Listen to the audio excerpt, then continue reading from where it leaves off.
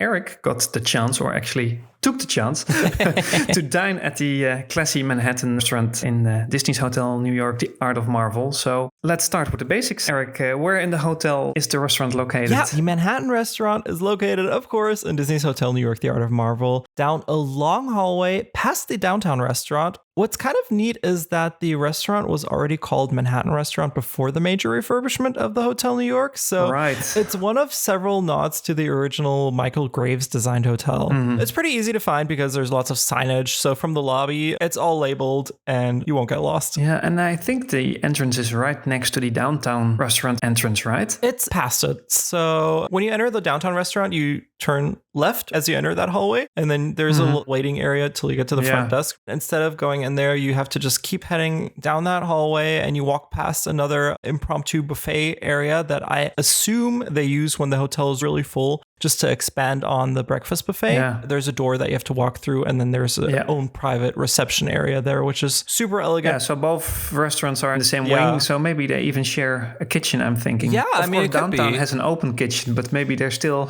something. Definitely that there's some backstage. A kitchen behind where they do some preparations. They share a freezer. Yeah, I can imagine something like that. Yeah, so that's probably a smart way of designing the hotel. Yeah. So what kind of restaurant is Manhattan? Is it table service or a buffet like downtown? Yeah, so Manhattan Restaurant is an upscale. Italian table service restaurant. You can order the dishes a la carte and as a 3-course menu that starts at €49 per person, or with a plus or extra plus meal plan. We went with a la carte, by the way, so we didn't go for a 3-course meal. We just weren't that hungry. You also get a little bit more of a selection when you go the a la carte route. It's, of course, a little bit more expensive as well.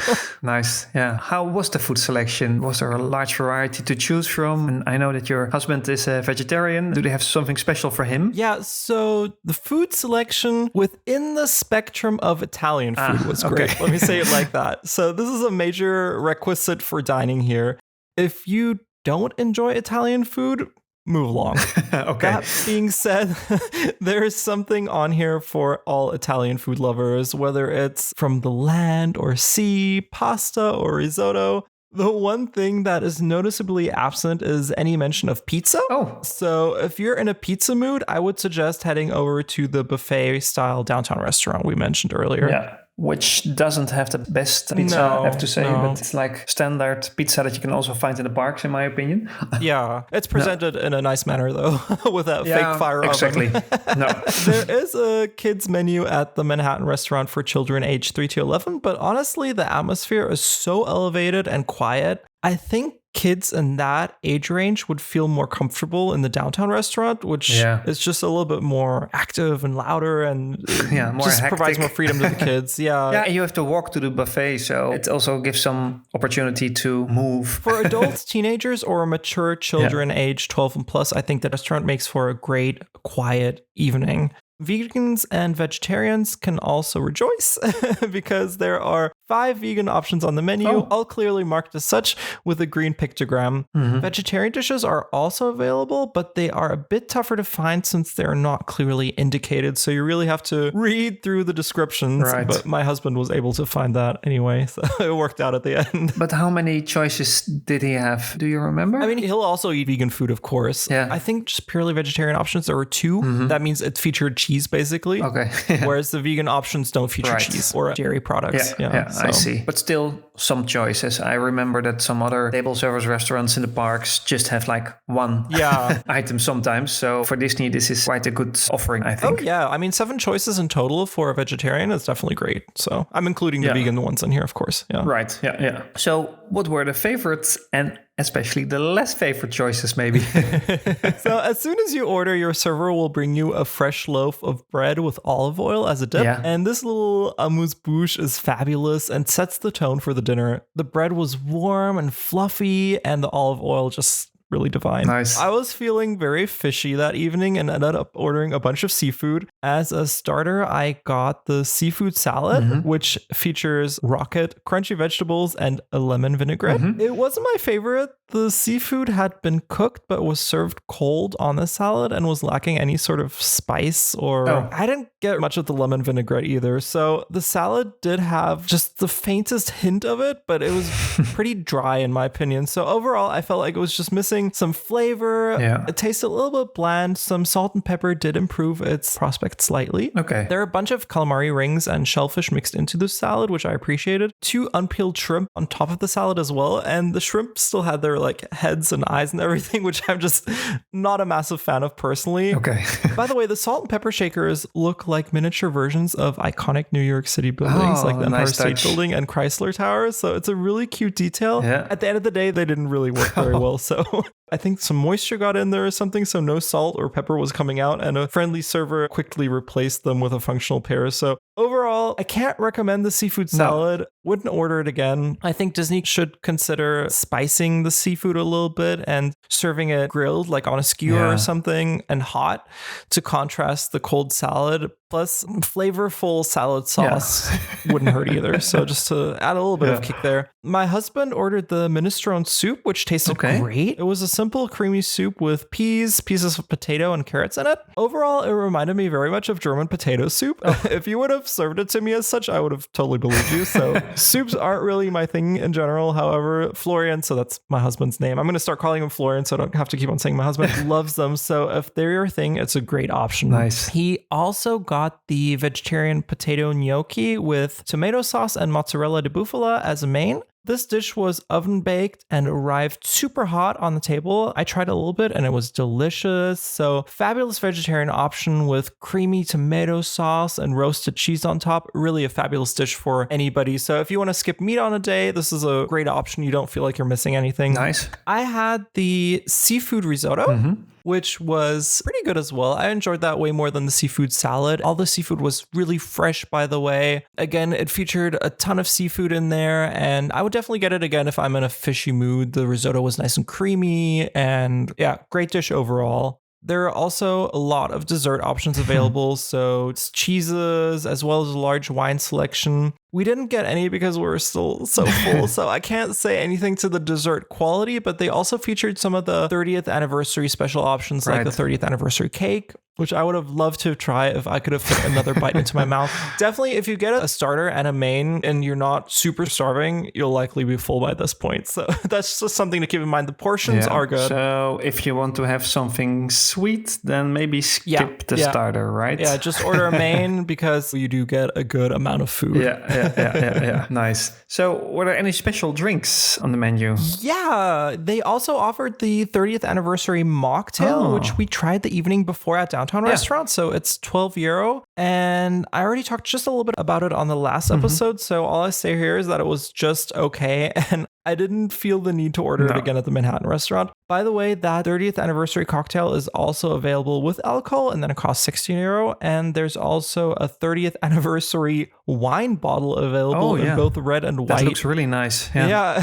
You can also just get a glass of that, which I think is €9, and the whole bottle is €38. Okay. So if you want to have a souvenir to take home that's alcoholic, I think this is a really fun option. Yeah, nice. Can you say something of the price point? I think you already mentioned the price of the menus, but how was the a la carte price? Yeah, most definitely. So the Manhattan Restaurant is an elevated dining experience. So expect to pay about €20 per starter and €30 to €40 per entree on average. Right. So the 3-course menu that I mentioned earlier is called the Greenwich Village, and that is €49 per person without a drink and €69 per person with wine included. You've got lots of options there, and again, the a la carte selection is just a little bit wider. So it's a bit too pricey to have dinner there every evening for most budget conscious folks. Definitely something more suited for special occasions, or if you're really in the mood for that, elevated dining. So Keep in mind, the portion sizes here are good, so it's not like that nouveau cuisine when you order a pasta and you get exactly like one noodle with a drop of sauce on top. So you get a decent portion. That's one aspect I really liked. That's something that I wasn't expecting, so it's good that you mentioned that. So at least you get some value for money. Yeah, I think the value is good for what it is, considering everything is so fancy. Yeah. So something different. How was the theming and the overall ambience? And let's include also the cast members or other guests as well part of the experience. The Manhattan restaurant integrates itself effortlessly into the updated Hotel New York design language. With its woodsy, warm, golden beige tone palette, it manages to hold its own ground while acting as a sort of extension of the rest of the hotel. It all feels very, and I keep on using this word, elevated from the massive chandelier to the elegant plates the dishes were served on. The seats are also very comfortable. They rotate 180 degrees on an axis, which was something that brought me childlike joy while waiting for our food to arrive. It also lets you swivel around and experience a wider portion of the restaurant's ambiance without having to stand up or turn your head in an uncomfortable manner. For me, the chandelier of Asgard was behind me, so having that chair swivel around was really nice if I wanted to get a longer look at it. And the chandelier is also the decorative centerpiece of the restaurant. The Las Vites constructed lighting fixture is presented in the form of an inverted pyramid shape, and according to Sylvie Massara, art director at Walt Disney Imagineering Paris, the chandelier's shape, material, and color evoke the realm of Asgard, all while alluding to Manhattan skyscrapers. Each component was blown traditionally in Bohemian crystal glass, and each individual piece is silver plated from the inside with pure silver. So some elements are twisted or shaped as trapezes of various sizes in order to epitomize the inverted New York skyscrapers. There are more than 225 glass pieces in this 4-meter tall chandelier, and it took over a year to create. So it's definitely impressive. And one of the challenges Imagineers encountered along the way was how to integrate this out of the norm chandelier into the existing structure.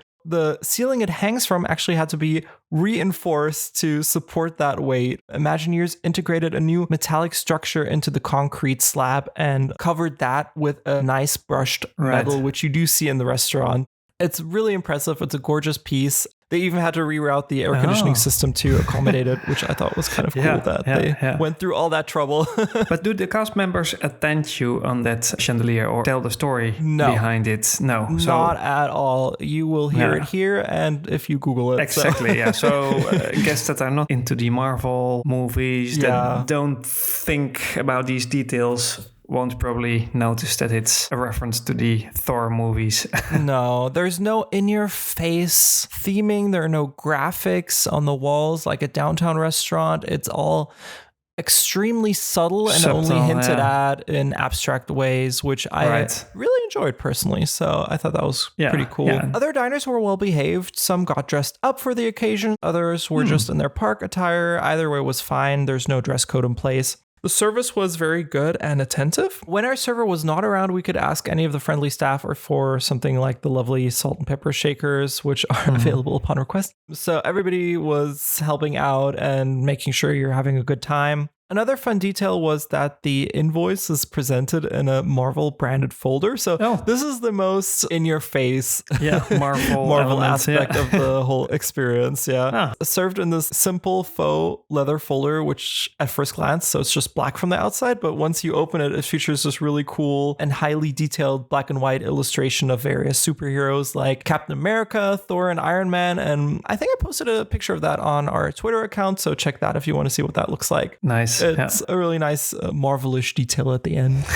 Exactly. So we're also coming to the end of this episode. So to conclude, would you dine there again, or any special takeaways that you want to share? Yeah, I would most definitely dine there again. This isn't a restaurant I'd visit every time, probably. Too expensive. So when you get in a fancy mood, it's a really great option.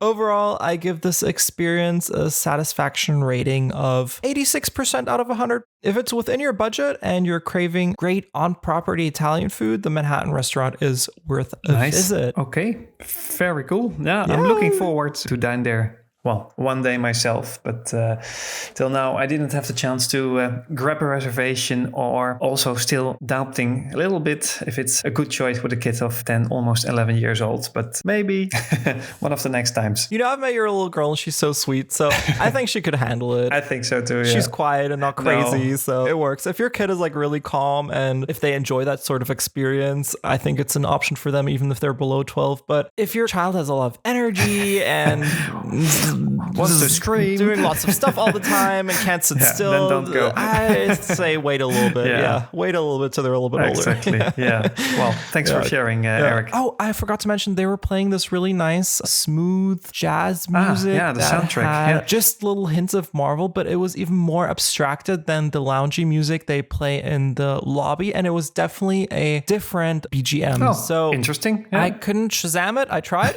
So this is a composition that must have been created just for the restaurant. And not yet on Spotify. Yeah, I do hope they release it because I really enjoyed it. It's so elegant, and it's even more deconstructed than the pieces you hear around the rest of the hotel. Nice. Hello, everyone. Be sure to check out our AirMagique podcast, Instagram, Twitter, and Facebook for more neat theme park, especially Disneyland Paris content. Get access to exclusive bonus shows now by supporting AirMagique on Patreon, and visit airmagique.net for even more. Thanks, and have a great day.